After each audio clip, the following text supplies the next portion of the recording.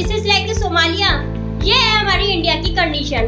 तो इसे हम सॉल्व कैसे कर सकते हैं? या तो हम टैक्स फ्री कंट्री में सेटल हो जाएं या फिर हम टैक्स प्लानिंग कर सकते हैं। सबसे पहले हम ये चूज करते हैं कि which tax regime is beneficial for the financial year 24-25 because your investment changes accordingly.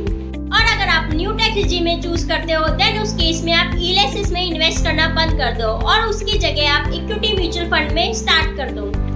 और अगर आप ओल्ड टैक्स रेजिम में चूज करते हो देन आप कुछ इन्वेस्टमेंट्स कर सकते हो।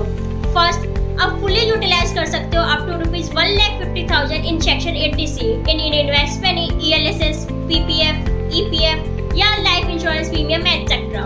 सेकंड, आप इन्वेस्ट कर सकते हो up to ₹50,000 in NPS in tier 1 account.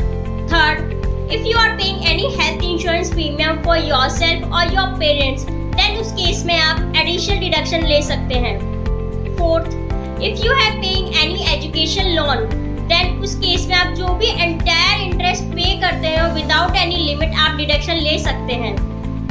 Fifth, अगर आपने कोई हाउसिंग लोन ले रखा है और उसका पोजीशन आपको मिल गया है और आप उसके इंटरेस्ट पे करते हो देन उस केस में आप क्लेम कर सकते हो deduction up to ₹2 lakh.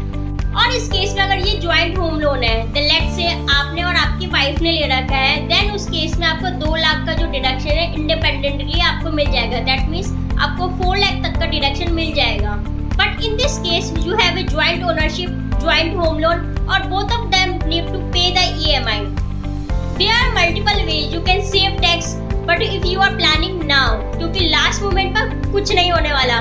So want me to help you in this process? Then comment below.